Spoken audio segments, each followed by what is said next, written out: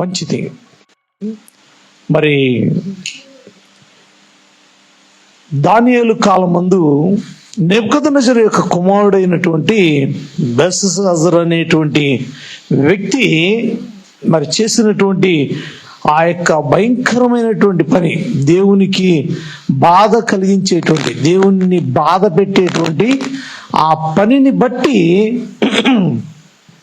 దేవుడు ఆ వ్యక్తిని గురించి మాట్లాడుతూ దానియేలు చెప్తూ ఉన్నటువంటి మాటలలాగా మనం ధ్యానిస్తూ వచ్చిన దాంట్లో, ఈ సంగతులన్నీ నీవు ఎరిగి ఉండి, మొదట ఆ వ్యక్తి ఏమై ఉన్నాడు, అన్నిటినీ ఎరిగినటువంటి వాడే ఉన్నాడు, అంటే తెలిసినటువంటి వాడే ఉన్నాడు.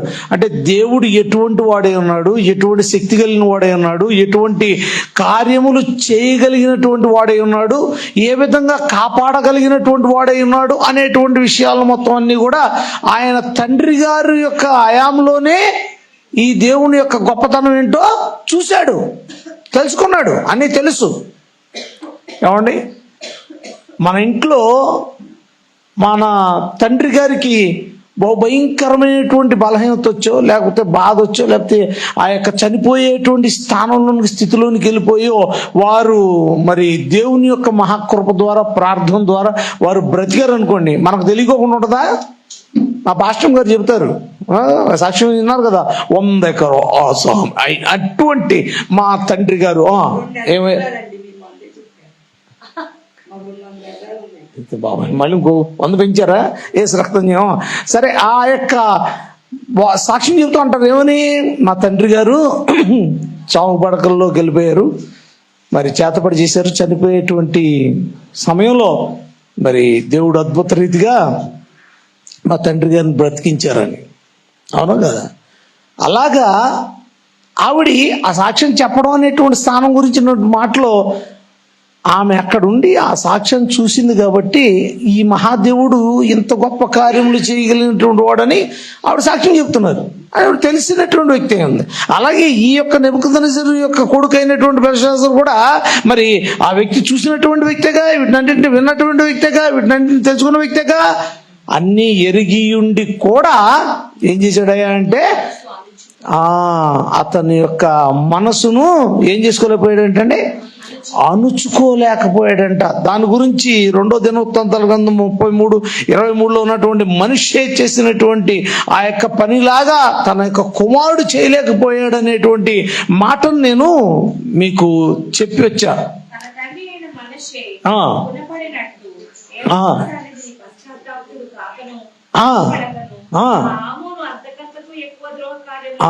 ఆమోను అనేటువంటి వాడు గుణపడకోకుండా, అంటే ఏంటి, తన యొక్క 2వ మాట ఏమిటంటే తన మనసును అణుచుకొనక, అంటే గుణపరుచుకొనక, అణుచుకొనక, తన కోరికలు అణుచుకొనకోకుండా మరి తండ్రి కంటే ఎక్కువగా భయంకరమైన కార్యాలని చేశాడంట. ప్రియమైన వారలారా, ఈ యొక్క మరి మనసును అణుచుకోవడం అనేటువంటి దాని గురించినటువంటి విషయంలో కూడా నేను మీతో మాట్లాడుతూ వచ్చాను. మరి అలాగే ఆ యొక్క ఇర్మియా గ్రంథంలో ఇర్మియా కూడా మాట్లాడుతున్నటువంటి ఒక మాట చూద్దాం. చూడండి, 7వ అధ్యాయం 26వ వచనంలో, నా మాట వినక చెవి యొగ్గక ఉన్నారు, తమ మెడను వంచక మనసును కఠినపరుచుకొండ్రి. వారు తమ పితరుల కంటే మరీ దుష్టులయ్యారంట. ప్రతిని బిడ్డ జాగ్రత్త గమనించు. ఎందుకంటే వారు అక్కడ దాని గురించి మాట్లాడుతూ ఉన్నారంటే వారి యొక్క మెడల్ని ఏం చేయలేకపోయారంట, వంచుకోలేకపోయారంట. ఏం చేయలేకపోయారండి, మెడని వంచుకోలేకపోయారు. అంటే మెడ నొచ్చడం ఏంటి, మెడ నొచ్చడం ఏంటండి, అంగీకరించలేకపోయారు, ఇంకా లోబడలేకపోయారంట, ఇంకా తగ్గించుకోలేకపోయారు. మొత్తం అన్ని అర్థాలన్నీ ఒకటే. ఒక్కొక్క చోట ఒక్కొక్క రకంగా మనం వాడుతూ ఉంటాం ఆ పదాలు, అంతే. అన్నిటి మాటలు కూడా, అన్నిటి పదాలు కూడా, దాని అర్థాలు కూడా ఒకటే. అది ఏంటంటే వాడు మెల్ల వంచకపోయారు అంటే ఏంటి, మనం మోకరించినప్పుడు మనం ఏం చేస్తాం? ఏమండి, తలలో ఉంచి ప్రార్థన చేస్తామా లేదా? ప్రార్థన చేస్తావా? లేకపోతే కనుక ప్రభువా ఏంటి నేను ప్రశ్న ప్రార్థన సమాధానం ఇస్తావేవా, నువ్వు ఎక్కడున్నావో నాకు తెలియదు అనుకుంటున్నావేమో, నువ్వు ఇక్కడే ఉన్నావు, నా ప్రార్థనకు సమాధానం ఇస్తావా లేదా? ఏమన్నా చేస్తారు ఇలా ప్రార్థన? ఏసు రక్తం చెయ్యం. మోకరించినా కానీ ప్రభు అని స్తోత్రం అయినా అయ్యా నా ప్రార్థన ఆలకించి కొంచెం సహాయం దయచే ప్రభు అని చెప్పి మనం మాట్లాడతాం. పోని ఇంకా కోపంతో ప్రభు ఎన్నిసార్లు ప్రార్థన చేసినా నువ్వు సమాధానం ఇవ్వట్లేదు ప్రభు, నువ్వు నాకు సమాధానం ఇస్తావా లేదా ప్రభు, ఎప్పుడు సమాధానం ఇస్తావు ప్రభు అది ఇంకా గట్టిగానే ఏడుసాను ప్రార్థన చేస్తాం. కానీ తల ఎత్తి మాత్రం పోటాడు మాత్రం చేయం కదా. ఇక్కడైతే ఏంటంటే తల వంచనటువంటి వారైపోయారంట. ఏ విషయంలోనూ కూడా లోబడినటువంటి వారయ్యారు. మరి ప్రత్యేకంగా ఒక విషయం చెప్పాలి. వివాహ విషయంలోకి వచ్చేప్పటికి మరి మంగళసూత్రం ధారణప్పుడు ఎలా కట్టించుకుంటారండి మంగళసూత్రాన్ని? మీరు అందరు మంగళసూత్రం కట్టించుకున్నాడుగా ఏసు రక్తం జయం అంటే దాని యొక్క మీనింగ్ ఏంటంటే ఆ యొక్క అధికారి అయినటువంటి లేకపోతే యజమాని అయినటువంటి వ్యక్తికి నువ్వు ప్రతి ఒక్క విషయం లోబడి ఉండవలసినటువంటి స్థానంలో ఉన్నావు అనేటువంటి స్థానంలో ప్రతి ఒక్కరూ కూడా మరి లేదు కట్టు అని ఏమన్నా అంటారా? అంటారు. అలాగే మనం కూడా ప్రతి ఒక్క విషయంలోనూ ఇక్కడ ఎందుకు వచ్చిందంటే మాట, వారు నేను ఎంత చెప్పినా కానీ వాళ్ళు ఏంటంటే మెడ వంచనటువంటి వారుగా ఉన్నారు. అంటే ఏంటి? వారు ఇంకా కఠినులైపోయి నీకు వ్యతిరేకంగా తయారయ్యారు తప్ప ఏమాత్రం వారి యొక్క కోరికలను అణుచుకున్నటువంటి వారుగా వారు ఎన్నడూ ఎక్కడ కూడా కనబట్టలేదు నాకు అని చెప్పి ఇర్మియా గారు బాధపడుతూ మాట్లాడుతూ వచ్చాడు. అందుకనే మరి అపొస్తలుడైన పౌలు తిమోతికి రాస్తూ 2వ పత్రికలో మాట మాట్లాడుతూ వచ్చాడు. 3వ అధ్యాయం 13వ వచనంలో వారు వారి కోరికలను చెడుతనములను అణుచుకోకుండా 3వ అధ్యాయం 13వ వచనం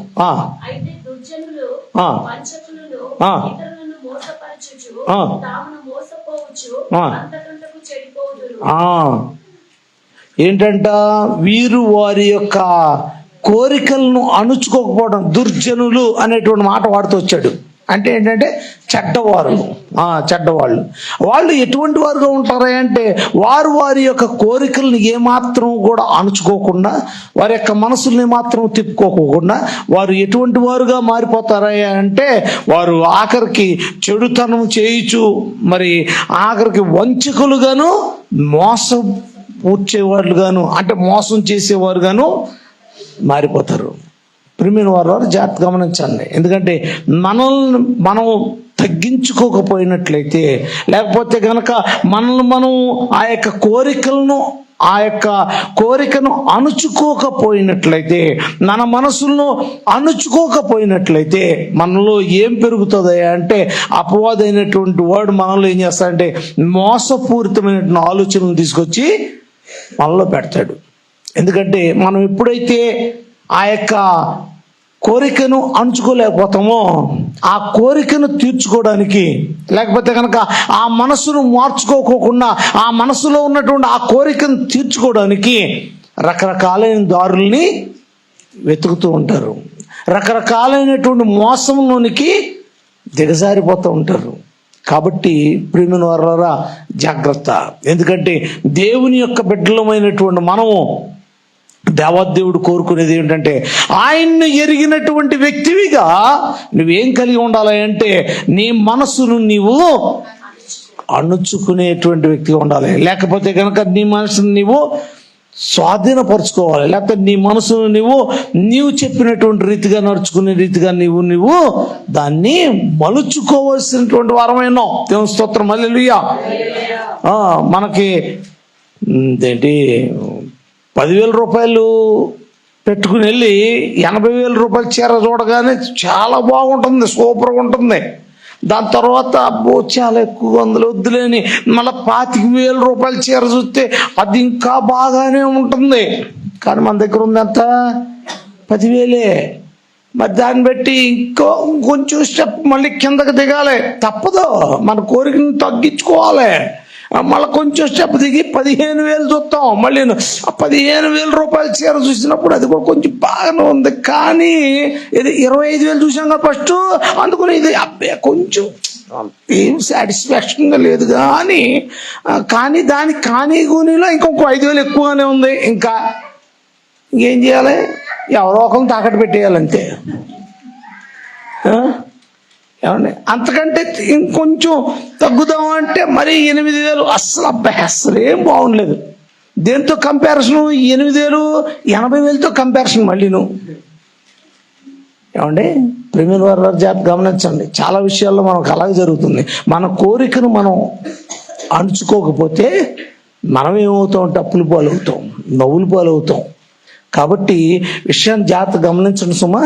ప్రతి ఒక్క విషయంలోనూ మన యొక్క మనసును మనం ఏం చేసుకోవాల్సిన వారమైనా, అణుచుకోవాల్సిన వారమై ఉన్నాం. ఇంకో మాటలో చెప్తే ఏమంటున్నా అంటే, పరలోకమందున్న ప్రభువు మీద నిన్ను నీవే హెచ్చించుకొంటివి. పరలోకమందున్నటువంటి ప్రభువు మీద అంట ఏం చేశాడు? నిన్ను నీవే హెచ్చించుకొంటివి. ప్రియమైన వారు జాగ్రత్త గమనించండి. ఈ యొక్క హెచ్చించుకోవడం అనేటువంటిది ఒక భయంకరమైనటువంటి మాటలు చెప్పాలంటే రోగం అన్నమాట. ఇది అది ఒక జబ్బు. కొంతమంది అంటారు అన్నమాట, ఆడికి ఏమి లేకపోయినా కానీ డబ్బాలు మాత్రం బాగా కొడతాడు అంటారు. అంటే మనిషి మాటలకేనో అసలు చేష్టలకేనో లేకపోతే అతనికి ఉన్నటువంటి స్టేటస్కి ఏ సంబంధం లేదన్నమాట. కొంతమంది ఉంటారు, ఒక్కొక్క వంశంలో ఒక్కొక్కరు ఉంటారు. అదే మింగ మెతుకులేదు కానీ మీసాల సంపాదన అంటారు. అలాగా వీళ్ళ మాటలు చూస్తే మాత్రం కోటలు దాటిపోతూ ఉంటాయి. ఏ విధంగా పొంతన ఉండదు. మనోడికి వేసుకున్న ఒక డ్రెస్ తప్ప, మొన్న ఫంక్షన్కి వెళ్ళినప్పుడు కోట్ వేసుకెళ్తే సూపర్, అసలు అందరు నా వైపే చూస్తున్నారని చెప్తాడు. వీడికి మామూలుగా ఆ ఒక్క డ్రెస్ తప్ప ఇంకో డ్రెస్ ఉండదు. అలాంటి మాటలు మాట్లాడతారు. ఏ మాత్రం పొంతన ఉండదు అన్నమాట. దానికి దీనికి కంపారిజన్ ఉండదు అసలు. అలాంటి రీతిగా మాట్లాడేటువంటి మాటలు మనల్ని మనం హెచ్చించుకునేటువంటి స్థానాలు.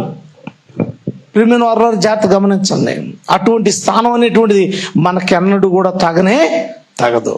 ఎందుకనంటే దేవదేవుడు చెప్పినటువంటి మాటలు చాలా మాటలు ఉన్నాయి. మీ ముందు ఉంచుతున్నాను. యోబు గ్రంథంలో 19వ అధ్యాయం 5వ వచనంలో యోబు మాట్లాడుతూ ఉంటున్నాడు. ఏమంటున్నాడంటే, మిమ్మల్ని మీరు నా మీద హెచ్చించుకుందురా, మిమ్మల్ని మీరు నా మీద హెచ్చించుకుందురా,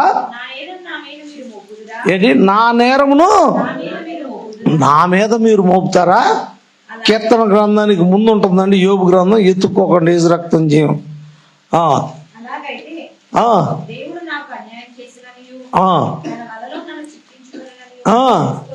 అదే అండి, గమనించండి ప్రియమైన వాళ్ళ. ఎందుకంటే మనం ఎప్పుడు కూడా మిమ్మల్ని మీరు నా మీద హెచ్చించుకుందురా అన్నాడు. అంటే ఏంటి? వాళ్ళు స్నేహితులతో చెప్తున్నాడు. ఏంటంటే ఇదిగో తనకున్నటువంటి పరిస్థితిని బట్టి, తనకున్నటువంటి బాధను బట్టి, మీరు నా బాధను బట్టి మిమ్మల్ని మీరు హెచ్చించుకోవాలని చూడకండి. అంటే ఏంటి? అయ్యో ఇలా అయిపోయాడే యోబు, ఇటువంటి ధనవంతుడే ఇలా అయిపోయాడే అని చెప్పి ఇలాంటి మాటలేమి మీరు నా దగ్గర పలకండి, నా దగ్గర అనకండి. ఎందుకు అనొద్దు అని అంటున్నాడంటే, ఇదిగో మీ స్థితి కంటే నా స్థితి ఎప్పుడు కూడా ఉన్నతమైందే, కానీ నేను ఈ స్థితిలో ఉన్నానండి. మీరు ఆ మాటలు నా దగ్గర పలికి ఏదో సానుభూతి గురించో లేకపోతే మిమ్మల్ని మీరు హెచ్చించుకుంటున్నో పలికేటువంటి మాటల వలన మీరు నా దేవుణ్ణి అవమానపరుస్తున్నటువంటి వారై ఉన్నారు. కాబట్టి మీరు ఎప్పుడు కూడా హెచ్చించుకున్నటువంటి రీతిగా మీరు అన్నడు కూడా మాట్లాడొద్దు. దేవుని స్తోత్రం, హల్లెలూయా. ఉన్నది ఉన్నట్లుగా చెప్పడం వల్ల చాలా ఉత్తమం. దానివల్ల ఎన్నో విషయాల్లోంచి బయటికి పడగలుగుతాం.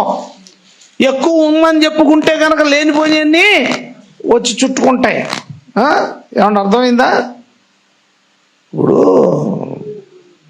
ఏదన్నా లేదనుకోండి, ఉన్న 5,000 రూపాయలు పొట్టు చీర కట్టుకెళ్ళడానికి కొంచెం ఇబ్బంది కలిగి పక్కన వాళ్ళు అరువు తీసుకుని ఒక 50,000 రూపాయలు పొట్టు చీర కట్టుకెళ్ళాం అనుకోండి, ఏసు రక్తం చేయం. దాన్ని కాపాడటానికి ఎంత బాధపడాలంటారు ఏమండి? పట్టుకెళ్తే బాగానే ఉంటుంది, కానీ దాన్ని కాపాడడానికి చాలా కష్టపడాలి.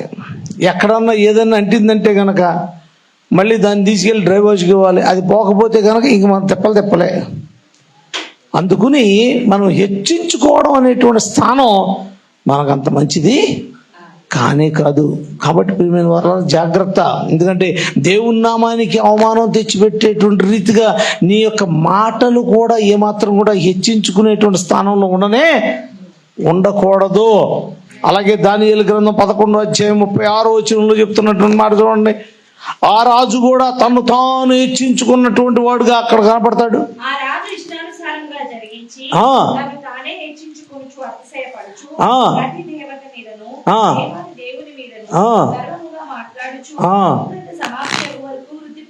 అదే చూసారా?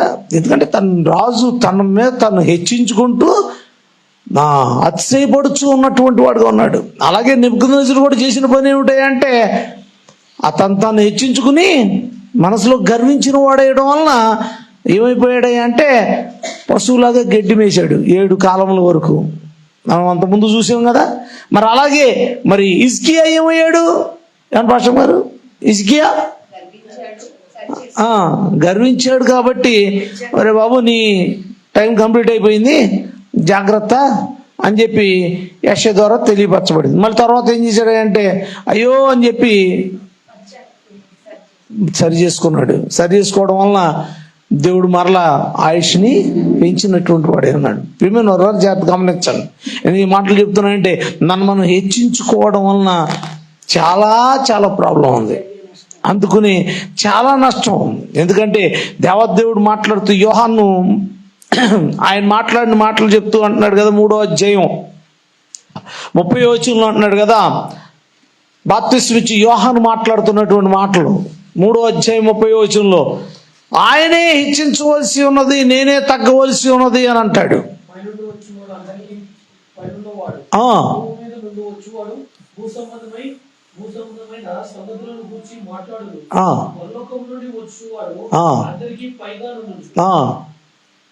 మూడో అధ్యాయం 30 దేవుని స్తోత్రం. అదే ఫస్ట్ చదివించిన తర్వాత చదివాడంట ఆయన. అది అక్కడ మొట్టమొదటి మాటలోనే ఉంది. ఏమనంటే ఆయన హెచ్చవలసి ఉన్నది, నేను తగ్గవలసి ఉంది అని అంటాడు. ఎవరు? అప్పటికే 50 మంది శిష్యులు కలిగినటువంటి యోహాను గారు అప్పుడే వస్తున్నటువంటి యేసు ప్రభు వారిని చూసి మాట్లాడుతున్నటువంటి మాట అది. ఏమండి? ఈయనకంటే ఒక 6 నెలలు ముందు పుట్టాడు. మరి ఆయనకు మార్గం సరళం చేయడం కొరకు వచ్చినటువంటి వాడు. అటువంటి యోహాను గారు మరి తాను తగ్గించుకున్నటువంటి వాడై అతడు ఉన్నట్లుగా మరి ఎవరు కూడా లేరు. అతడు ప్రకటించినట్లుగా ఎవరు కూడా ప్రకటించలేదు. అందుకని యేసు ప్రభు వారు అంటారు కదా, తల్లి గర్భమునందు పుట్టినటువంటి శిశువులు అందరికంటే అతడెంతో శ్రేష్ఠుడు, గొప్పవాడు అని చెప్తాడు కదా. ఎందుకంటే అసలు పుట్టిన వాళ్ళందరికంటే గొప్పవాడు ఆయనే అని చెప్తాడు యేసు ప్రభు వారే.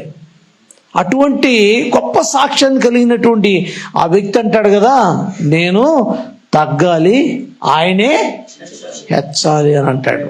ప్రియమైన వారు జాగ్రత్త గమనించండి. ఎందుకంటే మనము తగ్గవలసినటువంటి సమయం వచ్చినప్పుడు మనం తగ్గకోకుండా మనల్ని మనం హెచ్చించుకుంటూ మన మాటలు మనం మాట్లాడుతూ మనం వెళ్ళామంటే కనుక దానివలన వచ్చేటువంటిది నష్టమే తప్ప కష్టాలే తప్ప వేరే కూడా ఉండవండి. దేవుని బిడ్డ జాగ్రత్త గమనించు. నువ్వు ఎంతో కష్టపడవచ్చు, నువ్వెంతో కష్టపడి నువ్వు పని చేసి ఉండొచ్చు, లేకపోతే నువ్వెంతో కష్టపడి నువ్వు అన్ని విషయాల్లోనూ కూడా నీ హస్తం ఉండొచ్చు.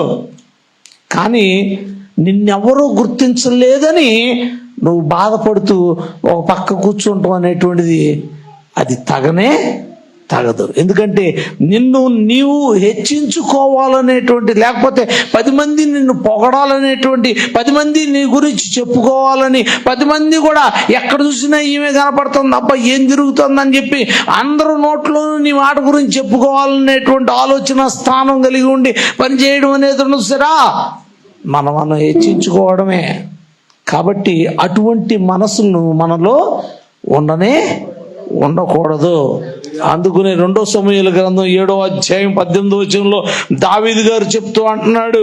ఏమంటున్నాడంటే, దావీదు మాట్లాడుతూ, ఇంతగా నన్ను హెచ్చించుటకు నేను ఏ పాటి వాడిని, నా కుటుంబం ఏ పాటిది, నేనే పాటి వాడును, నన్ను హెచ్చుగా చేయడానికి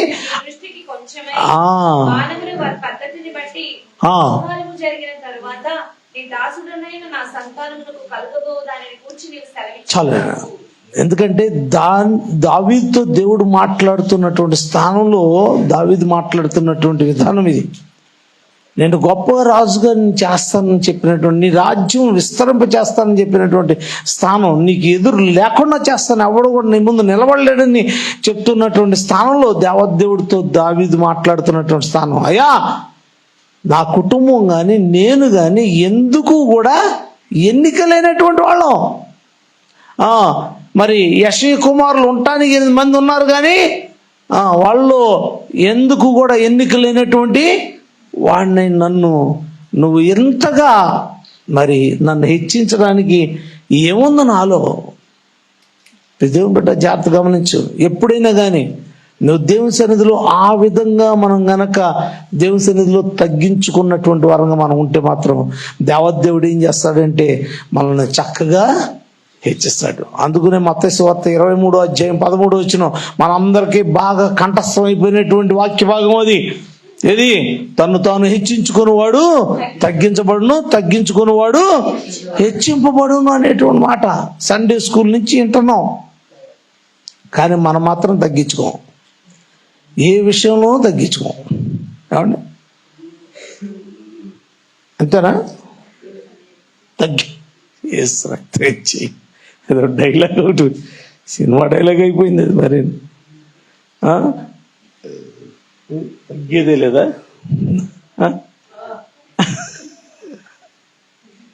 నిజమేనండి. ప్రతి విషయంలోనూ కూడా, ఏ విషయంలో చూసినా కానీ మా పాస్టర్ గారితో ఇలాగే నేను మాట్లాడుతూ వచ్చాను. ఇదిగో నువ్వు ఇలాగే మోకాళ్ళు నుండి ఇలాగే స్ట్రెచ్ అవుతాయి, ఇలా ఉండకమ్మా. డాక్టర్ గారు చెప్పారు కదా, కొంచెం నువ్వు కుర్చీలో కూర్చో, లేకపోతే కనుక కొంచెం ఎత్తులో కూర్చో, ఇలా చెప్పారు కదా కొంచెం. అలా అంటే కుదరదు, అలాగే చదవాలి, అలాగే ప్రార్థన చేయాలి. దాని విషయంలో ఏమాత్రం తగ్గేదే లేదంట. ఇంకేం చేస్తానులే నేను మాత్రం. ఏమన్నా రక్తం చేయం. ఎన్నిసార్లు చెబుతాం? 1 సారి 2 సార్లు. పాపం బాగా నొప్పి బాగా పెరిగిన తర్వాత వారే కుర్చీ వేసుకుని చదువుకుంటున్నారు. ఏం చెప్తాం? అంతే, తప్పదు. మన శరీరం విషయంలోకి వచ్చేప్పుడు మనం తప్పదు. కొన్ని అడ్ల విషయంలో తగ్గకపోతే కనుక కష్టం. ప్రేమిన వారు జాగ్రత్త గమనించండి. ఎందుకంటే ప్రతి విషయంలోనూ కూడా మనము దేవుని యొక్క బిడ్డలంగా మనం ప్రతి ఒక్క విషయంలోనూ తగ్గి ఉండటంలో ఏమాత్రం తప్పు లేదు. తగ్గి ఉన్నావు అని అంటే గనక దేవుడు ఒక సమయంలో ఏం చేస్తాడంటే నిన్ను హెచ్చిస్తాడు. ఆయన మాట్లాడుతూ ఏంటంటే ఆ యొక్క ఎక్కడ కొరింథీయులకు రాసిన పత్రిక, 2 కొరింథీయులకు రాసిన పత్రిక చూడండి 12వ అధ్యాయంలోనే. రైట్, నాకు బాగా ఆ మాట నేను చూడలేదు. 12వ అధ్యాయం 2 కొరింథీయులకు రాసిన పత్రిక 12వ అధ్యాయం 7. నాకు కలిగిన ప్రత్యక్షతలు బహు విశేషముగా ఉన్నందున నేను అత్యధికముగా హెచ్చిపోకుండును నిమిత్తము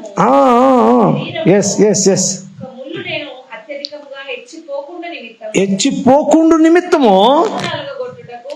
సాతాను యొక్క దూతగా ఉంచబడెను. ఇది ఒక ముళ్ళు ఆయన యొక్క శరీరంలో ఉంచబడిందంట. ఏమండి? అపోస్తలుడైన పౌలు గారు అంటున్నాడు ఈ మాట. ఏమండి? 2 కొరింథీయులకు రాసిన పత్రికలోనే అపోస్తలుడైన పౌలు అత్యధికంగా తను హెచ్చిపోకుండా నిమిత్తం అంట శరీరంలో ఏం పెట్టాడు? ఒక ముళ్ళు పెట్టాడంట. అంటే ఏంటి? ఒక బాధని ఆయన శరీరంలో దేవుడు ఉంచాడంట. అది ఆ సైతాన్ గడు ఏం చేస్తూ ఉన్నాడంటే అప్పుడప్పుడు వచ్చి దాన్ని రేపుతూ ఉంటాడు అనమాట. ఆడికి అవకాశం ఇచ్చాడు దేవుడు. దేన్ని? ఆ ముళ్ళుని రేపడానికి. అంటే ఏంటి? ఆ నొప్పిని మరలా కలుగజేయడానికి వాడి నుంచి. అంటే ఎందుకు అంటే హెచ్చిపోకుండా నిమిత్తం. దేవుని బిడ్డ జాగ్రత్త గమనించు. నీకు నాకు కూడా అప్పుడప్పుడు రోగాలు ఎందుకు వస్తాయంటే దేవుని జ్ఞాపకం చేసుకుంటాకి. ఒప్పుకుంటారా? దేవుడు అనుమతిస్తున్నాడు. ఎందుకంటే నువ్వు నేను యాక్సెప్ట్ చేయట్లేదు కాబట్టి ఆయన అనుమతిస్తాడు. అనుమతించి మనం రైట్ అయ్యేదాకా ఉంటుంది, అంతే. దేవుని యొక్క సన్నిధిలో దేవుని బిడ్డ జాగ్రత్త గమనించు. ఏ విషయంలో అయినా కానీ మనము అనేటువంటి స్థానం, హెచ్చించబడ్డం అనేటువంటి స్థానం మనలోనికి వచ్చేటువంటి ఆ యొక్క పరిస్థితులు కానీ లేకపోతే దాని యొక్క ప్రభావాలు కానీ అయినా కానీ మనలోనికి వస్తున్నాయి అని అంటే గనక మనం వెంటనే ఏం అవ్వాలంటే జాగ్రత్త పడవలసిన అవసరం ఉంది. మనల్ని మనం హెచ్చించుకున్నాము అని అంటే గనక దానివల్ల వచ్చేటువంటి నష్టమే కానీ మరి లాభం ఏమాత్రం లేనేలేదు. మరి తను హెచ్చించుకున్నటువంటి వాడు ఎవరైనా బైబిల్ గ్రంథంలో ఉన్నాడండి? హెచ్చించుకుని నష్టపోయినటువంటి వాడు బైబిల్లో ఎవరు ఉన్నారా? మొట్టమొదటి వ్యక్తి, గొప్ప వ్యక్తి లూసిఫర్. దూతలందరిలో కంటే మంచి ప్రధాన దూత, చాలా చక్కగా వాయించగలిగిన వాడు, అందగాడు, అందరినీ కూడా మైమరిపించగలిగినటువంటి గొప్ప వ్యక్తి. అండి దేవుడు పెట్టుకున్నటువంటి పేరు తేజో నక్షత్రమా, నువ్వు ఆకాశం నుండి ఎట్లు త్రోయబడితివి.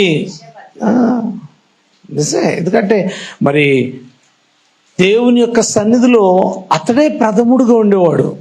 కానీ అతనిలో వచ్చినటువంటి ఒక్క స్థానం ఏమిటంటే దేవుని స్థానానికి తను హెచ్చించుకున్నాడు. నేను ఆ సింహాసనం నేను కూర్చుంటే ఎలా ఉంటుంది అనేటువంటి జస్ట్ ఒక ఆలోచన వచ్చింది వాడికి.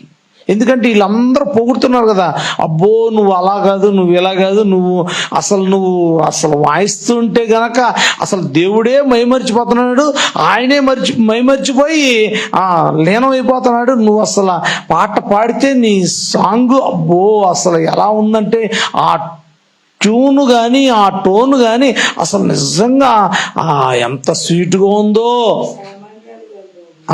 నువ్వు అసలు చెయ్యం అని చెప్పి పొగుడుతూ ఉంటే అప్పుడప్పుడు మనకు కూడా వస్తుంది కదా. అంటే నేను కూడా పాడగలను అనమాట గట్టిగా, అంత బాగా పాడతాను అనమాట నేను కూడా. మీకేమొచ్చి పాటలు పాడతాం అన్న ఫీలింగు మనకు కూడా వచ్చేద్దాం. అలాగే వీడికి కూడా కలిగే పాపం ఆ జస్ట్ ఆలోచన రాగానే దేవునికి అర్థమైపోయింది. దేవునికి అర్థమయ్యి వెంటనే రెడ్ లైట్ వెలుగుతుంది ఇక్కడ ఎవడలోనూ అని చెప్పి వీడు ఎవడో డేంజర్గా ఉన్నాడు, వీడు మన మీద ఎగ్నెస్ట్ పార్టీ పెట్టేలాగా ఉన్నాడని వాడిని ఏం చేశాడు, వెంటనే అక్కడి నుంచి కిందకి పంపించేశాడు. దేవుని బిడ్డ జాగ్రత్త గమనించు. ఎప్పుడైనా కానీ ఏ విషయంలో అయినా కానీ నిన్ను నీవు ఏ విషయంలో హెచ్చించుకున్నా కానీ ఏమండి ఏ విషయంలో హెచ్చించుకున్నా కానీ నువ్వు ఎక్కడికి మళ్ళా వచ్చేది కిందకే. కాబట్టి ఈ విషయాలని జాగ్రత్తగా మనం పరిశీలించుకుంటూ 1 పేతురు 5:6 చెప్పినటువంటి ఒక మాట చూద్దాం. చూడండి, అక్కడ చాలా గట్టిగా చెబుతున్నాడు. 1 పేతురు 5:6 యాకోబు రాసిన పత్రిక దాటిన తర్వాత ఉంటుంది.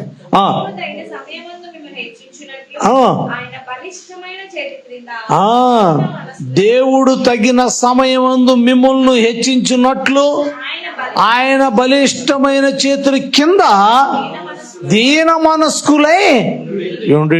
దేవుని స్తోత్రం. హల్లెలూయా, హల్లెలూయా. దీన మనస్కులై ఉండటం అనేటువంటి విషయం మనం గట్టిగా నేర్చుకోవాల్సిన వారమై ఉన్నాం. దీన మనస్సులై ఉన్నాము అని అంటే గనక మనం హెచ్చించుకునేటువంటి స్వభావం మనకు ఎప్పుడు కూడా రాదు. అది ఒక్క యోసేపులో మనం స్పష్టంగా చూడగలుగుతాం. ద గ్రేట్ ఎగ్జాంపుల్ యోసేపు. అతడు ఇల్లంతటిలోనూ కూడా ఏమండి పోతీఫరు ఇల్లంతటి కూడా అతని చేతికి అప్పగించేశాడు. అప్పగించేసినా కానీ ఎవరి మీద పెత్తనం చేసినట్టుగా లేడు, ఎవరిని కూడా ఏం అన్నట్టుగా లేడు, ఎవరిని ఏమి చేసినట్టుగా అక్కడెక్కడ కూడా కనపడ్డాడు. నెక్స్ట్ ఇంకొక విషయంలో చూస్తే కనుక ఆయన యొక్క భార్య వచ్చి అతనితో మాట్లాడినటువంటి సమయంలో కూడా ఒకే మాట అంటాడు, మీకున్నటువంటి ప్రతి ఒక్క దాని మీద నన్ను అధిపతిగా ఉంచాడు పోతీఫరు, కానీ మీ ఒక్కడి దాని మీద తప్ప అని చెప్తాడు. ఆ మాట అంటాడు. ఎందుకంటే అంత స్పష్టంగా ఉన్నటువంటి వ్యక్తి, ఎక్కడ కూడా ఏ విషయంలోనూ కూడా అతడు ఆ యొక్క హెచ్చించుకున్నటువంటి వాడు కాకుండా ప్రతి ఒక్క విషయంలోనూ తగ్గించుకున్నటువంటి వాడుగానే కనబడినటువంటి వ్యక్తి. తాను తప్పు చేయకపోయినప్పటికీ శిక్ష అనుభవించడానికి వెళ్ళే సమయంలో ఏ మాత్రం ఎదురు ఒక్క మాట కూడా మాట్లాడుకోకుండా శిక్షను అంగీకరించి మరీ వెళ్ళినటువంటి వ్యక్తి. ఆ యొక్క దేవుడే ఏ విషయంలో అయినా కానీ దేవుడే ఆయన న్యాయం తీర్చువాడై ఉన్నాడని ఆయన యొక్క బలమైన చేతి కింద అణిగి మణిగి ఉండి ఆఖరికి ఒక ఉన్నతమైనటువంటి స్థానంలో నిలబడినటువంటి వ్యక్తి ఉన్నాడు. దేవుని స్తోత్రం, హల్లెలూయా. ప్రియమైన వారులారా, జాగ్రత్త గమనించండి. ఎందుకంటే నీవు అయినా నేనైనా ఎవరైనా కానీ మనకి ఎక్కడొస్తుంది అంటే చికాకు చిరాకు అణిగి మణిగి ఉండటం అనేటువంటి విషయంలో ఒక మాట ఏదైనా కానీ పరుషంగా కానీ లేకపోతే ఒకే మాటని 10 సార్లు మనకు చెప్పడంలోను కానీ ఏమ్మా చేతనవా చేసావా బా ఎన్నిసార్లు అడుగుతారు చేసావా అని, చేతనవా అని. రోజు చేతనానుగా, రోజు చూపుతున్నానుగా, లేదండి చేతనా అంటాను. మొన్న ఎక్కడ కనపడలేదు, ఏం చేసినట్టు కనపడలేదు అంటాను. ఆ రోజు ఒక్కరోజు రాలేదండి, ఆ రోజు ఒక్కరోజు రాలేదు. అది తప్పు అనేటువంటి మాట కాదు. ఇన్నిసార్లు అడగడం తప్పు. ఒకరోజు రాకపోవడం చేయకపోవడం అనేది తప్పుగా కనపడదు వాళ్ళకి, కానీ 10 సార్లు అడగడం అనేటువంటిది మాత్రం చాలా తప్పుగా కనపడుతుంది. దేవుని బిడ్డ జాగ్రత్త గమనించు. ఎందుకంటే నిన్ను నీవు హెచ్చించుకోవడం అనేటువంటిది గనక నువ్వు మానేస్తే, నీలో లేకపోతే, నీవు ఏం ధరించుకున్నట్లయితే దీన మనస్సు అనేటువంటిది కనుక నువ్వు ధరించుకున్నటువంటి వ్యక్తి అయితే నిన్ను 10 సార్లు 10 ప్రశ్నలు అడిగినా కానీ ఏ మాత్రం చలించవు. చక్కగా అవునండి రాలేదా రోజు, తప్పనిసరిగా రేపు నుంచి వస్తాను, చేస్తాను, ఉంటాను అని చెప్పి ఎంత చక్కగా అంటే అంత చక్కగా మన సమాధానం చెబుతాం. దేవుని బిడ్డ జాగ్రత్త గమనించు. ఎందుకంటే ఆ యొక్క మనస్సును మనం ధరించుకున్నటువంటి వారమై ఉండాలి. అప్పుడే మనం ఏం చేయగలుగుతాం, మనం ఏ విధంగా ఉంటామంటే హెచ్చించుకోకుండా ఉండగలుగుతాం. మనం ఎప్పుడైతే హెచ్చించుకుంటామో మన పతనం అప్పుడే స్టార్ట్ అయ్యిందనేటువంటి విషయాన్ని జాగ్రత్తగా గమనించాలి. ఏంటంట, మూర్ఖుడు తను తాను హెచ్చించుకుంటాడంట. అది అతని పతనమునకు దారి తీయునని అతడు ఎరుగడు అని అంటాడు సామెతల్లో. గమనించండి. ఎందుకంటే మనం హెచ్చించుకునేటువంటి స్థానాలు ఏమైనా ఉంటాయంటే కనుక వాటి విషయంలో మనం ఏమై ఉండాలంటే చాలా జాగ్రత్త కలిగిన వారమై ఉండాలి. మనం హెచ్చించుకోకుండా ప్రతి ఒక్క విషయంలోనూ కూడా తగ్గింపు స్వభావం గల వారంగా మనం ఉండాలి. తగ్గింపు స్వభావం అనేటువంటి విషయంలోకి వచ్చేప్పటికి మరి అన్ని విషయంలోనూ కూడా తగ్గింపు స్వభావాన్ని మనం కలిగిన వారంగా మనం ఉండాలి. కొన్ని విషయాల్లో తగ్గింపు స్వభావం ఉండి కొన్ని విషయాల్లో తగ్గింపు స్వభావం లేకుండా ఉన్నటువంటి స్థానాలు మనలో ఉండకూడదు. జాగ్రత్తగా గమనించండి. ఎందుకంటే మనం హెచ్చించుకునేటువంటి వారముగా మనం హెచ్చించుకునే వారంగా ఉన్నట్లయితే కనుక మరి ఎప్పుడో ఒక రోజు మనం పతనానికి దారితీస్తుంది. కానీ అదే దేవుడు గనక హెచ్చిస్తే ఏ నరుడు కూడా దాన్ని ఆపలేడు. వారు ఎవరైనా అవ్వచ్చు.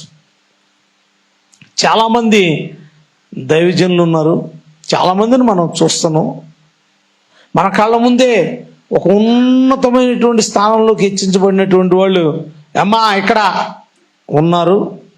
మరి మన కళ్ళ ముందే వారు అలాగా ఫ్లైట్ ల్యాండ్ అయిపోయినట్టుగా కిందకు దిగిపోయినటువంటి వాళ్ళుగా కూడా ఉన్నారు.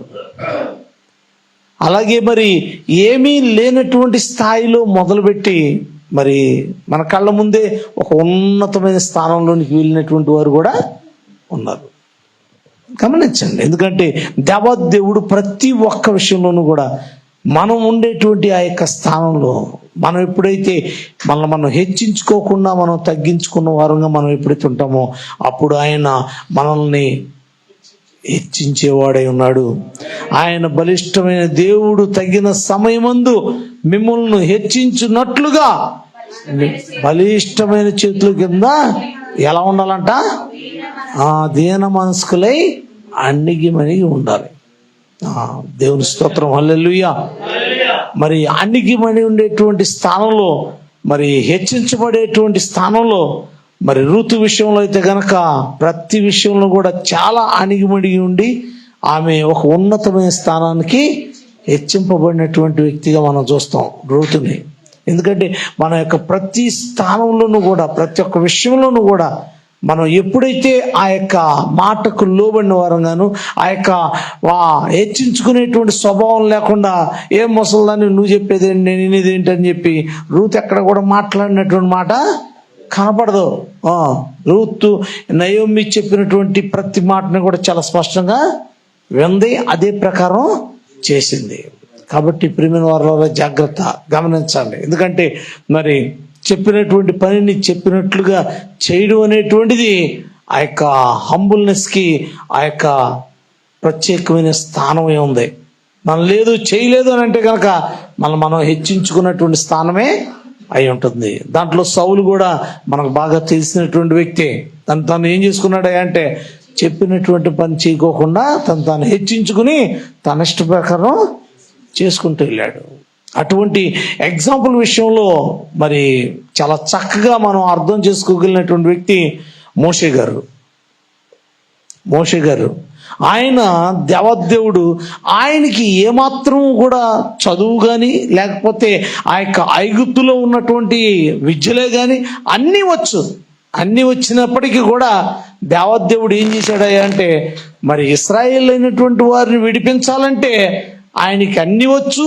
అప్పటి వరకు రాజకుమార్తె యొక్క కుమారుడుగానే పెరిగాడు కాబట్టి ఎక్కడెక్కడ ఏముందో ఏ విధంగా యుద్ధం చేయొచ్చో ఏమిటో మొత్తం అన్ని ఈ మోషేకి తెలుసు.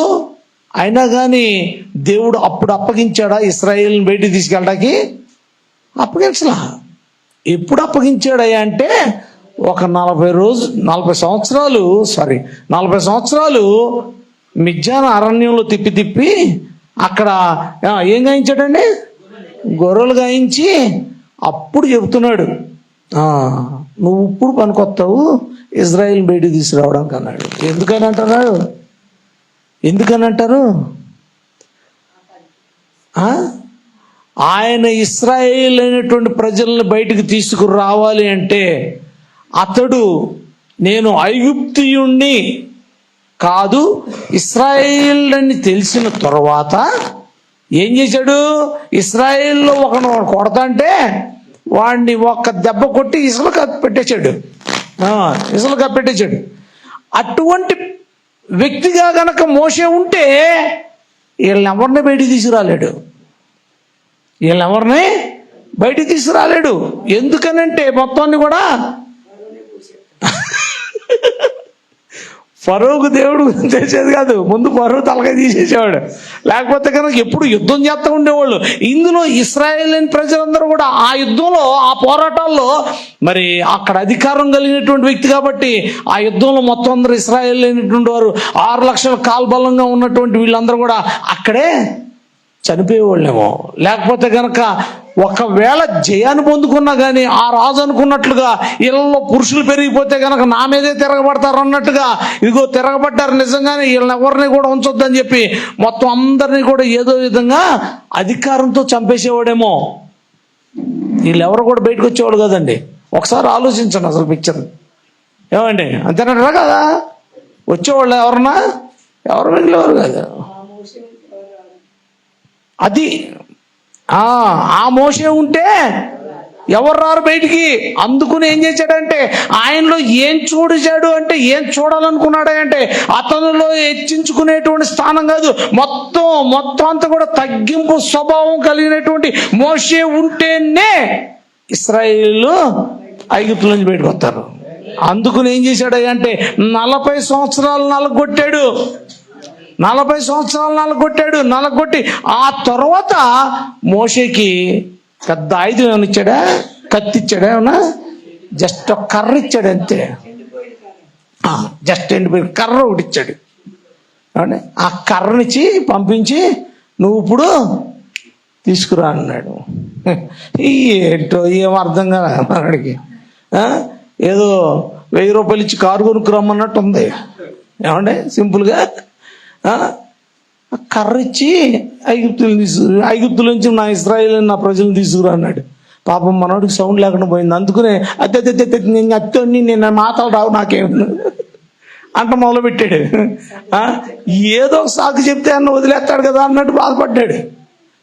కానీ దేవుడేమో ఏ విషయంలోనూ ఆ వ్యక్తిని వదిలిపెట్టకుండా నువ్వే కరెక్ట్ వ్యక్తివి వెళ్ళు అని చెప్పి పంపించాడు. దేవుని బిడ్డ జాగ్రత్త గమనించు. ఎందుకంటే మోసే విషయంలో అంత స్థానంలోనికి నేను ఎప్పుడైతే వస్తామో నీలో ఉన్నటువంటి ప్రతి ఒక్క హెచ్చింపు స్వభావం కూడా తగ్గి నీవు దేవుని యొక్క చేతికి అప్పగించుకునేటువంటి స్థానంలోకి నువ్వు ఎప్పుడు వస్తావో అప్పుడు దేవదేవుడు ఏం చేస్తాడంటే నీకు గొప్ప కార్యం చేస్తాడు. అది ఏదైనా అవ్వచ్చు, అది ఎటువంటిదైనా అవ్వచ్చు.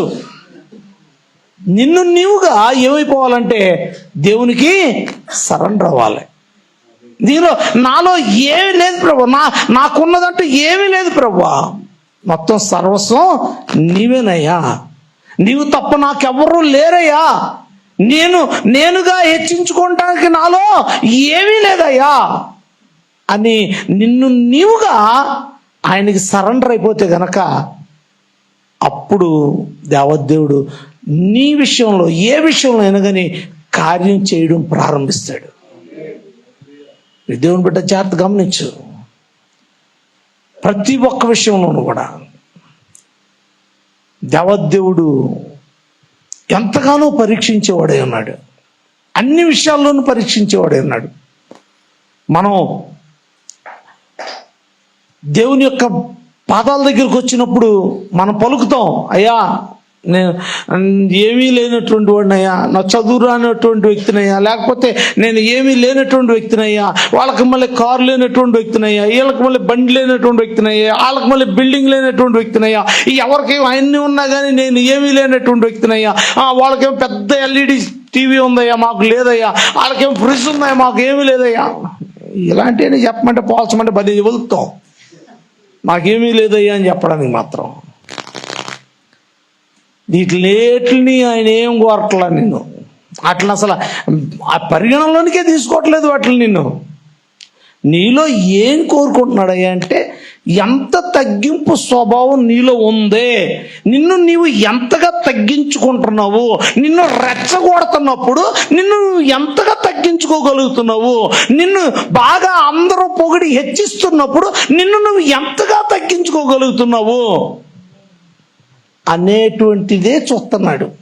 నీ మీదకి అపవాదైనటువంటి వాడు అపోస్తలుడైన పౌలు గారికి కనుక ముళ్ళు పెట్టి దాన్ని అప్పుడప్పుడు ఇలా అంటూ ఉన్నప్పుడల్లా, పొడుస్తూ ఉన్నప్పుడల్లా ఏ విధంగా అయితే తన్ను హెచ్చించబడకోకుండా తగ్గించబడుతూ వస్తున్నాడో అలాగే నువ్వు కూడా ఎప్పుడూ తగ్గించబడేటువంటి స్థానంలో నువ్వు ఉండగలిగితే దేవదేవుడు తప్పక మన పట్ల కార్యం చేస్తాడండి. మన దాటిపోయేవాడు కానే కదండి. మనం ఆ స్థానం మనలో రాక, ఆయన మనలో ఆ స్థానం చూడలేక ఆయన ఏం చెప్తున్నాడంటే మన దాటి వెళ్ళిపోతున్నాడు అంతే. సింపుల్గా చెప్పాలంటే అంతే.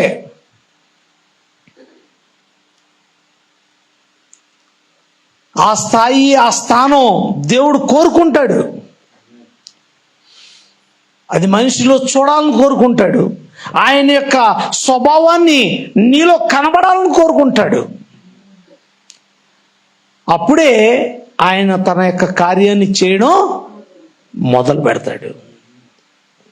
ఆయన నేనున్నాను, చేస్తున్నాను అని నీకు చూపించడానికి కొంచెం ఇంత కొంచెమే చూపిస్తాడు. ఏంటి? నేనున్నాను, నేను చేయగలను వాడనని ఇంత చూపిస్తాడు నీకు. నువ్వు దాన్ని సంపూర్తిగా పొందుకోవాలంటే గనక మనం ఏమైపోవాలంటే పూర్తిగా దేవునికి సరెండర్ అవ్వాలి. నీ ప్రాణాత్మ దేహములతో ఆయన్ని స్తుతించి ఆరాధించేటువంటి స్థానంలోనికి రావాలి. ఆ యొక్క స్థానంలోనికి రావడం అంటే దేవుని యొక్క సన్నిధిలో నేను ఆత్మచేత నింపబడాలి. ఆత్మ సన్నిధిని నేను అనుభవించేటువంటి స్థానంలోకి నేను రావాలి. అది రావాలంటే నీవు ఏం చేసుకోవాలంటే రిక్తుడుగా, అల్పురానిగా, నీలో ఏ టాలెంట్ లేనటువంటి వ్యక్తిగా నువ్వేమవ్వాలంటే పూర్తిగా దేవునికి సరెండర్ అవ్వాలి. అప్పుడే దేవుడు ఏం చేస్తాడే అంటే మన పట్ల ఒక ఉన్నతమైన కార్యాన్ని చేసేవాడే ఉన్నాడు. దేవుని స్తోత్రం, హల్లెలూయా. అటువంటి వాడుగా ఉన్నటువంటి ఆ వ్యక్తి ఏమాత్రం కూడా అతడు ఎరిగి ఉండి కూడా తన మనసును అణుచుకోనటువంటి వాడుగా ఉండి, అలాగే ప్రభువు మీద అతడు తను తాను హెచ్చించుకున్నటువంటి వాడుగా ఉన్నటువంటి ఈ వ్యక్తి మరి నిజంగా దేవునికి ఎంత కోపం వచ్చిందంటే, ఏమాత్రము తగ్గించుకున్నటువంటి ఈ వ్యక్తిని చూసేప్పటికి ఈ వ్యక్తికి వెంటనే లెక్క చూసేయాలనిపించింది. ఏమనిపించింది? లెక్క చూసేయాలనిపించింది. అందుకని అక్కడ దానియేలు అంటాడనమాట, ఏమనంటే నీవు త్రాగుచు చూడనైనను విననైనను గ్రహింపకైనను చాలండి. ఇక్కడ ఏంటి? నువ్వు ఏమంటున్నాడు? చూడనైనను చూడలేదంట. దేవుని బిడ్డ జాగ్రత్త గమనించు. విననైనను వినలేదు, గ్రహింపనైనా గ్రహింపలేదు. ఈ మూడు బుద్ధులు కూడా మనల్ని దేవుని యొక్క సన్నిధిలో మనకు విలువ లేకుండాను, మనం ఏమీ పొందలేకుండాను చేసేటువంటి పనులు ఇవే. మూడు చూడగలిగి ఉండి కూడా చూడలేకపోవడం. ఏంటి? నిద్రపోయే వాళ్ళు ఏం చూస్తారు చెప్పండి? చక్కగా మరి పగలంతా కూడా చాలా పలిసిపోయి పని చేసి వచ్చారు కదా, మరి చక్కగా కళ్ళు మూసుకుని మంచి ఎక్స్ప్రెషన్స్. ఎందుకంటే మళ్ళీ ఎక్కడ నిద్రపోతున్నానని నేను పేరు పెట్టి మరి పిలుస్తాను, అలవాటు కదా నాకు బాబు. ఏం సత్యవతారు అంటానేమో అని మధ్య మధ్యలో కళ్ళు తెరిచి చూస్తాం అంటాం. ఇంకొకని చూడనైనా చూడరు. ఈ వాక్యం చెప్పేవాడు ముఖం వైపు చూడరు వీళ్ళు. ఏం చెప్తున్నాడో చూడరు, కోపంగా చెప్తున్నాడో చూడరు, లేకపోతే నవ్వుతో చెప్తున్నాడో చూడరు, ఏమి చూడరు. విననైనను వినరు. ఎందుకని? విన్నటువంటి వాళ్ళలాగా కనపడతారు. ఈ ముసుగులు ఒకటి బలి మంచివి అండి. నిద్రపోతున్నా కనపడనివ్వు, వాళ్ళు వింటున్నారా వింటలేదు అనేది కూడా తెలియనివ్వు. అదే బలిని మంచి ఈ చెవుల్లోకి వెళ్తలేదో తెలీదు. ఏసు రక్తం చేయం. దేవుడేమో చక్క మీకు ఇచ్చిన గొప్ప కృపావరం ఏంటంటే, మూసికేసుకో, ఇది చెవులో నుంచి విన్నారనుకో, ఈ చెవులో నుంచి వెళ్ళిపోకుండా ఇది అడ్డం అనమాట. ఒకవేళ ఈ చెవు నుంచి విన్నారనుకోండి, ఈ చెవు నుంచి వెళ్ళిపోకుండా ఇది అడ్డం అనమాట. ఏదో చెవు నుంచి పోకపోతారు అన్నట్టు దేవుడేమో చాలా మాటలు చెప్పిస్తాడు మీ చేత. మీరేమో వినకోకుండా విననైనను వినరు. మీరు దేవుని బిడ్డలారా జాగ్రత్త గమనించండి. ఎందుకంటే దేవుని విషయంలోకి వచ్చేప్పటికీ ఇంకో మాటను కూడా మీకు చెప్తాను. కొంతమంది బైబిల్ తెచ్చుకుంటారు, వాళ్ళు చదవచ్చు, ఏ అధ్యాయం ఎక్కడ ఉంటుందో తెలియదు వాళ్ళకి. వాళ్ళు తీసి రెఫరెన్స్ చెప్తే చూడడం కూడా చూడరు వాళ్ళు. వాళ్ళకి బైబిల్ ఉంటుంది, పక్కనే సెల్ ఫోన్ ఉంటుంది అన్నమాట. అతని గుణములకు ముందు లేచాను. ఎందుకు ముందు లేచాడు అంటే సెల్ ఫోన్లో చూశాడు కాబట్టి ముందు లేచి చదివేస్తాడు. బైబిల్ తీసి చదివే వాళ్ళకంటే ముందు చదివేస్తాడు. బైబిల్ ఏమో పక్కన ఎక్కడే ఉంటుంది, ఇది పక్కన ఎక్కడే ఉంటుంది, దీని మీద సెల్ ఫోన్ నొక్కేసేసి ఎరిగి ఉండియును నీ మనసును అనుసుకొనక పరలోకమందున ప్రభువు మీద నిన్ను నీవు హెచ్చించుకుంటేవి. సెల్ ఫోన్ నిన్ను హెచ్చించింది, అంతకంటే ముందు చదివేస్తాడు రెఫరెన్స్. ప్రేమైన వాళ్ళరా, మన బైబిల్ ఉన్నప్పుడు బైబిల్ రెఫరెన్స్ చెప్పినప్పుడు చూడడానికి మనం అలవాటు చేసుకోవాలి. చూడాలి ఖచ్చితంగా. నువ్వు చూస్తూ ఉంటేనే నీకు ఆ రెఫరెన్స్ అనేది ఎక్కడ ఏ అధ్యాయం ఉందో ఏంటి అనేటువంటి తెలుస్తుంది. కొంతమంది ఇప్పటికీ 25 సంవత్సరాల విశ్వాసాలు అయిపోయిన వాళ్ళకి చదువు వచ్చినా కానీ ఏ అధ్యాయం ఎక్కడ ఉందో లేదు తెలియదు. కొంతమంది పేజీ నెంబర్ చెప్పమని చెబుతారంట, యేసు రక్తం చేయండి. ప్రియమైన వాళ్ళ జాగ్రత్త గమనించండి. ఎందుకంటే దేవుని యొక్క వాక్యం నువ్వు కళ్ళతో చూసావంటే కనుక అది నీ యొక్క మైండ్లో అలాగా ఫిక్స్ అయిపోవాలి. ఒకసారి చదివి ఉంటే కనుక ఆ చదివినటువంటి భాగం ఇటుపక్క ఉంటుంది, ఎక్కడ ఉంటుంది. దానియేలు గ్రంథంలో అంటే కనుక అయోధ్యను ఎక్కడ ఉంది అనేటువంటిది అలా ఫిక్స్ అయిపోవాలి. అప్పుడు నువ్వు తీసినప్పుడు టక్కన తీగానే ఆ యొక్క ప్లేస్కి వస్తుంది నీ యొక్క చూపు. అంతగా మనం దేవుని యొక్క వాక్యాన్ని గ్రహించగలగాలి.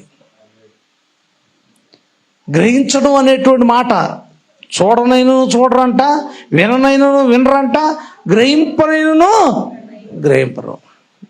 ఎన్ని చెప్పు ఏం చెప్పు, గ్రహించేదంటూ ఏమీ లేనే లేదు.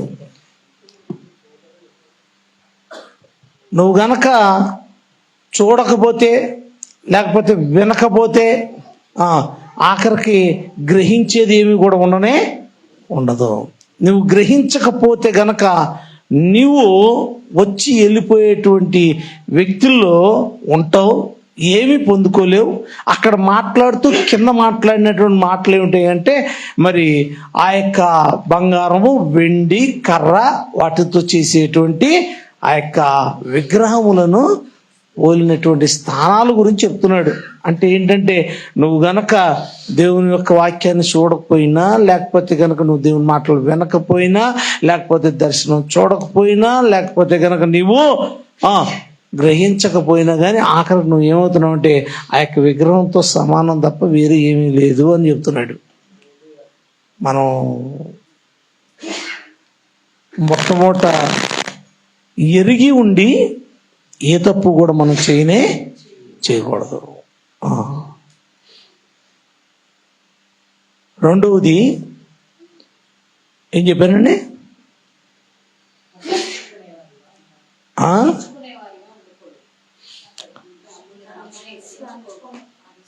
అణుచుకునేటువంటి వారుగా ఉండాలి. అణుచుకోవడం అంటే మనసును స్వాధీనపరుచుకునేవారుగా ఉండాలి.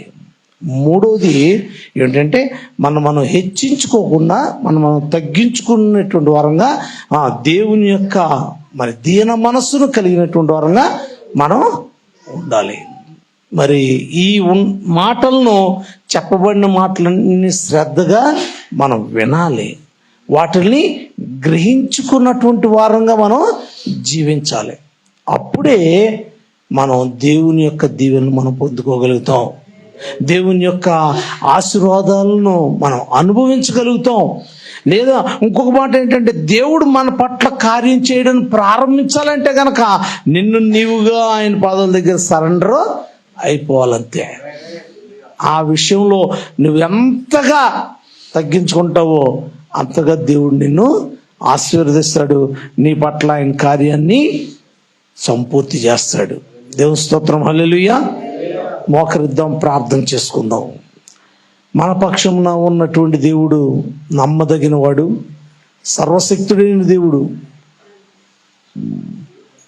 కాబట్టి మనం ఒకసారి జ్ఞాపకం చేసుకుందాం.